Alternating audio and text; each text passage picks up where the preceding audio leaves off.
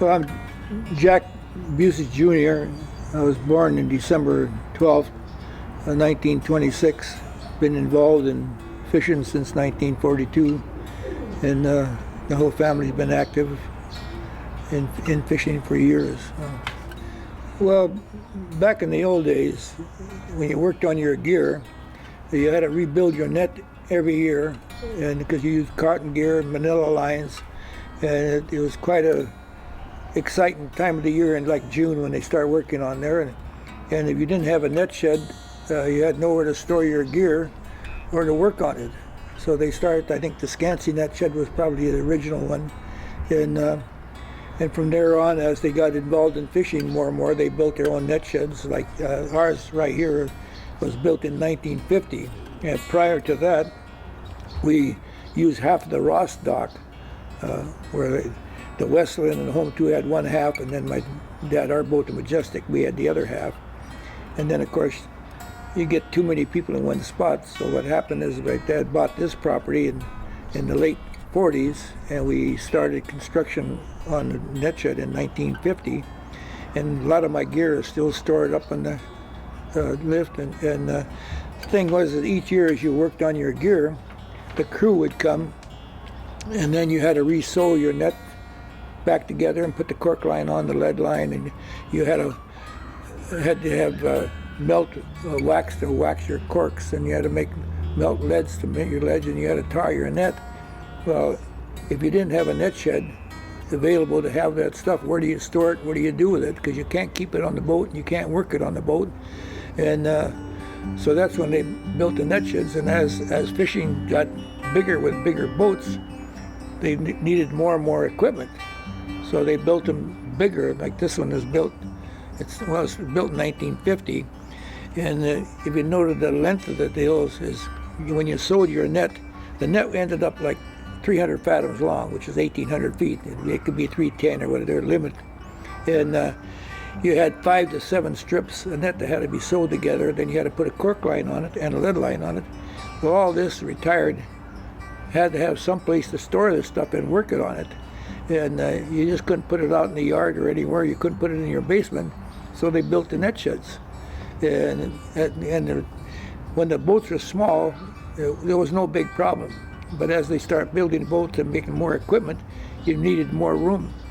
And then they built them long enough that when you sewed your net, made it like the length of this one here is a little over 100 feet, but we would hang 10 fathoms of net at a time, and which is 60 feet. And we had, in the old days, have you ever seen those tokens? They had a hole in them, and you nail them into the net shed for the markers. And then the cork line had to be longer than the lead line. And then you had to pull the net, and as you sewed it together, put it on the end and go back and forth. And then you had all the equipment here to work. You had to have your nets, you had to have your ropes, your lines, and stuff like that. So if you like this one here, you could look around and see all the equipment in here. All of that had a use. And if you look up at the our net shed, at the end of the year, why, you took your net apart, then you had to dry your net out. Well, most of the time, in most of the net houses in Gig Harbor, the older ones have 4x8s or 2x6s on their rafters, and it was hard to pull that net. Well, this net house here was built, and if you look at the timbers up there, they're all special cut. A fellow by the name of Free Sutherland was a logger, and they're all rounded and treated. So that when you hung our net here, you could pull it out real easy, and they just slide off. And so you improve as you go.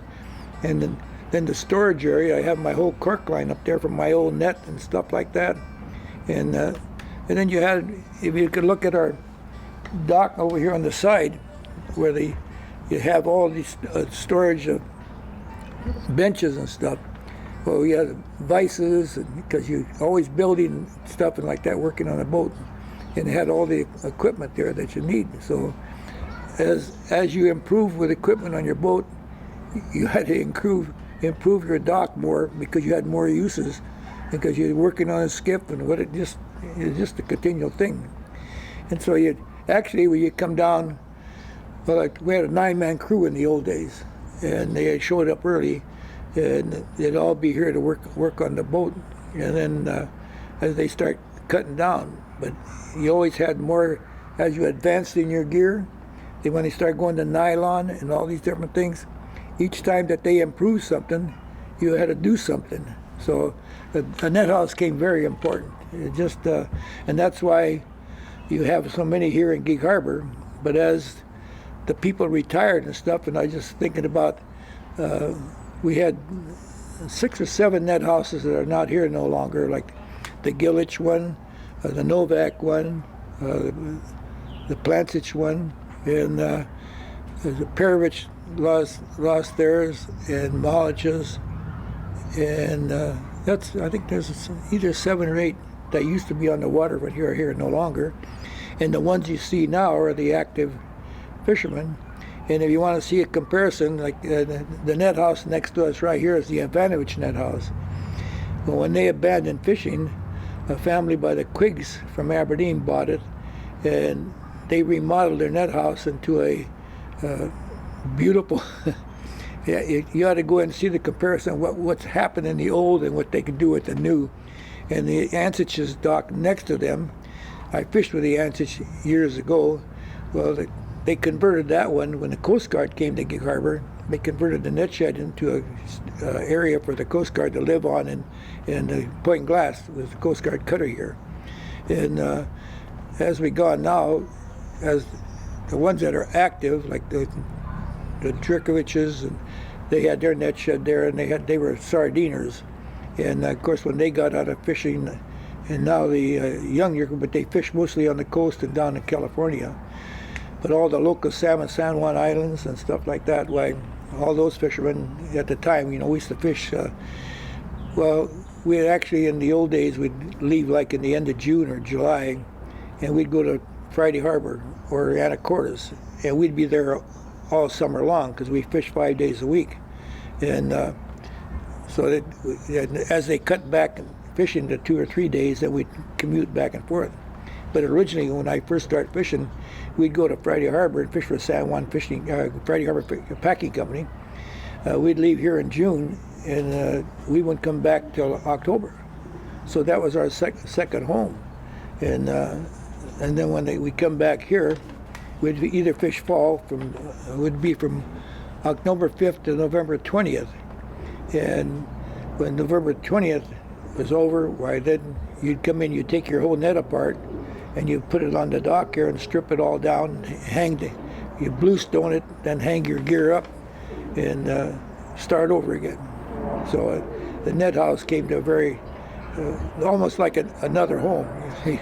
You were active here, when you worked on your net, you came down early in the morning, you worked all day long at night, and in those days, on this one here, we used to have a stove and do some cooking on it, but most of the time, you'd work on the gear here, and you'd have a boat on anchor, and the cook would cook out there, then you'd go out and eat. And so over the years, it was interesting, and but very active. Net houses were active, tarring the gear and fishing. It was just, Gig Harbor was a buzz from like June and July, with people coming, working, all the people. A lot of the fishermen came from California, Aberdeen, Hokum had. Aberdeen had boat Fort Bragg that was down there and come around. But other than that, we had a big sardine fleet here in the old days. And when sardines on the coast dropped off, they all sold that and they went into salmon fishing. So there was a need for them, and there still is. Now they're all history, and the big problem is now is trying to maintain them and keep them up, because they're changing the laws so much that environmentally they don't want creosote, they don't want this, like now, this net house is converted. We rent mortgage out just to pay our taxes, and we have to pay the fee for this mud that it's over on the bottom of our floats. And the Department of Natural Resources, like in our case here, we don't use the mud, but I pay over $8,000 a year just for having my floats over the top of the beach here. And so that's why we have to rent some of it out. So it's not an active net house anymore. But I do have fishermen that fish on it here, and they do use the net house. They don't make the gear anymore, because when they went to nylon and synthetics, when you make your net, it'll last for, if you don't catch a snag and ruin it, you can fish for years in it and don't have to rebuild them anymore. And when you come back from fishing now, they put them on a trailer and take them. They have some storage areas, like the Jerkoviches don't have a net house as such anymore, but he has 5 acres with a big warehouse, and they store their nets and work on them up there. So the whole history of the time has changed completely, and so now they're mostly historical. But like the Larviches over here, they have their active net house and work it, but of course they don't hang the net there that often because of the nylon equipment, and but they use them for the storage in their gear and stuff like that, so they're still active in use. So, well, when you go way back to the Bujacich, when they first came here and settled in Gig Harbor, most of them came from Croatia, different parts of Croatia. Our family came from the island of Bermuda, and my dad went on a sailing ship when he was 12 years old and went around the Horn and landed in Frisco, and he worked actually on the coal mines, first in Colorado, and then he got up to Gig Harbor, and his brother got here, and they immigrated to here because of the fishing locally, and salmon fishing, which was, most of them did that, the Novaks, the Giliches, well, mostly were all Croatian fishermen, you know. The Rosses were the Jadrosiches, the Skansies, and as they just kept coming over, immigrating to Gig Harbor, and because of San Juan Island, which was a great salmon fishing area, and we had fall fishing like right outside of Gig Harbor here, and we used to fish from October to November 20th, and just this last year they had a one-day opening out there, and they got 7,000 fish, the different boats right here in West Pass, which you didn't realize there was that many salmon going by. So they and as they come, when the first ones came in like Gig Harbor in the fishing, then they'd send home and tell the families there, and then that would spin off to other families, and then they would come over, and then they'd send for their uncles or whatever, and it'd start. If I start naming, well, I'll go just right next door was the Ivanoviches, then the Bebiches, and the Jerkoviches, and then the Maliches, and the Paradiches, and the Giliches, and the Novaks, and the Radosic, and the Dordiches, and the Skansies. I mean, these are all different people that came from different parts of the country, and a lot of them always went back to visit. But it started in the beginning. They came here and they liked Gig Harbor so much that they would write home to people, and the next thing you know, they start bringing their relatives over here, and that's actually how they all built up and got involved in the fishing, because it was a big industry at the time and big market and the whole works.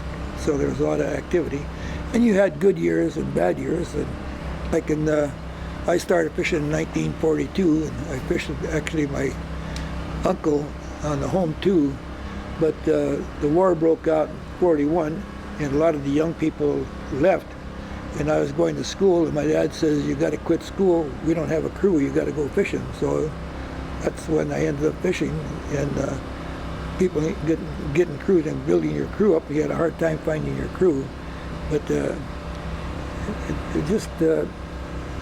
it got to be a great place and very active community and kind of working on gear. I don't know what the kind of a tide there is in Croatia, different water, but here we'll have say a 12, 13 foot flood. But like this time of the year in June, you have the big minuses. You'll have a big high water, but you'll have a 4 foot minus. So you got to, if you're working on like this dock right here, when we worked on our nets, there's only certain times when you can bring your boat to the end of the dock. So you got to know the tides and stuff like that. And there isn't very many docks in Gig Harbor when they built that you could keep your boat there all the time. There's a couple that they dredged and they could do it, but you had to know the tides, that's when you can quit, when you can bring your boat in, when you couldn't do it, what your timing is. And like now, if you look at the fleet over there, you got the Larvich boys, they're going to go to Alaska. Well, you work on tides. Now, they'll leave here on a high water, and only because when they go through parts of Canada, there's very strong currents and whirlpools in a certain area. So you time it so you go there and hit there at the slack tide. And so everything came a part of what you did on your gear. I mean, you had to know the tides. You had to know definitely the tides to fish, because back in the old days, with the smaller boats, you'd fish mostly on the tides. But now with the new equipment, with power and the skiff, you can fish on strong tides, especially with the nylon gear. Everything is light, you can tow it and stuff like that. So it made a whole change in the industry. As you go and improve, everything improves and becomes different and more easy. We fished a 9-man crew. Well, now with the new equipment, they fish with 4 or 5 men. All depends what kind of boat they got. And right there is this brailer where we used to have to brail the fish. Now their gear, they don't even have to do that anymore. It's all automatic. So there's so many changes over the years. It's unbelievable. So, well, a lot of it, it's the way you start out with the smaller boats and stuff like that. And as they worked on their boats and stuff like that, there's always some guy that gets smarter than the other guy, and he can invent something. And so when everything pulled by hand, and you had just everything was dry pull. Then they invented the roller and the turntable. Now the turntable then had a gear system on it, and the roller would go so it'd help you pick the net up. Well, then from there on, somebody invented the block. Piratic invented the block. Well, then the net became automatically. So then you had to change your style of gear, and you work with that. And then beyond that, they came with a reel. Some people had the reel where you didn't have to pull the net at all. It's all on a reel. My brother was one of them that had a reel. There were a couple, 3 boats, but most of them stood at the old automatic gear. But then it's always improvement as you go. But regardless of what you did and what you had, you still had to have a net house to store your gear in and still work with your equipment. So, like our net house now, here we got this net house, but we don't fish. I got a lot of my gear storage. I don't know what to do with it. Nobody to give it away. They don't. Most of that stuff is antique now. They changed the plastic and the different types of cork lines and stuff. In the old days we had the Spanish corks, and then when the war broke out, you couldn't get the Spanish cork, so they had a plastic cork. And like the gill netters went to a wood cork, and then finally they got the synthetic ones going, and then small ones. And as they improved the nets and the deals, they had more weight, so they got like a football. There's different sizes and stuff. And so each time things change, you get rid of the old and get to the new. The net shed came more than the storage area and working on gear. You had to have all your equipment. Like if you look, our net shed back there got a screen off area where you storage valuable equipment that you had to have. But you had to have your, this one here is probably better equipped than most of them because it was built in '50. This is a lot, it's an old net head, but it's newer in comparison with the Gillich net and most of them. So we had equipment here where we did the welding. They rebuilt, a lot of boats rebuilt their top houses here. Larviches did a lot of activity, welding and stuff. And where you were in the old days, where you were just a fisherman, you had to learn how to sew net and stuff. That was important. Well, as they advanced, like you go over to the Larviches, they're all my cousins, but they can weld, they can rebuild their own stuff, they can rebuild their boats. They all learned it. And my dad was an extra boat builder, and our boat was built in launched in 1925. In fact, it was April 29th, my brother's birthday. And the Shenandoah, you heard a lot about the Shenandoah. That's a sister ship of that. That's built at the Skansie shipyard. And each year, as they built these boats bigger, you had to have more and more equipment. And it'd be like this net shed here is bigger than most of them because it was built later, and you had to have more equipment on it. We had all kinds of equipment here. We had our vices and our welding equipment, and we used to have the wiring here for 440, And then when that all dropped off, we dropped it all back down to just regular. 440. Per 40, yeah, because they did so much welding, heavier wiring. And then we had compressors here and stuff that do that. In fact, my brother, if you look up there on top, there's a couple of whistles up there. Them are ship's whistles, and we had a big compressor right up here, stored up in there, and he'd pump air. At 5 o'clock, we'd blow them whistles. At 5 o'clock, that was cocktail hour. So, and when they took the compressor out, then they had a light. And like George Ansich lived on the hill up there in the Marins over there. And if cocktail hour was at Marins, he'd put the light on so you could be at home, you see the light in the window, you go out at 5 o'clock cocktail hour. And after fishing over, we used to meet here, the whole group, and I did a lot of cooking on the dock here, but we'd play liar's poker, and the guy would come and have cocktails at 5 o'clock every afternoon. And the big history is then you always talk about the big run and how I did this and I did that and I was over here and I missed them there, but it was, growing up in Gig Harbor, it was unbelievable because of the friendship in the community. You could fight like mad when you're fishing on the fishing ground, fighting over fish, but then as soon as you got home and stuff, they forget about that, and it was just a big reunion type get together. Very interesting. George Ansich, his mother, there's a couple of families in fishing, like Anna Ansich and Mrs. Paradich. They lost their husbands, and they basically took over in the 1946. Anyhow, George's brother ran the Anna A, and he decided to build his own boat. And so then his mother, Anna, says, George, you're running the Anna A. And he was 19 years old. And he had fished a lot, in fact, on the boat and stuff, had been with him.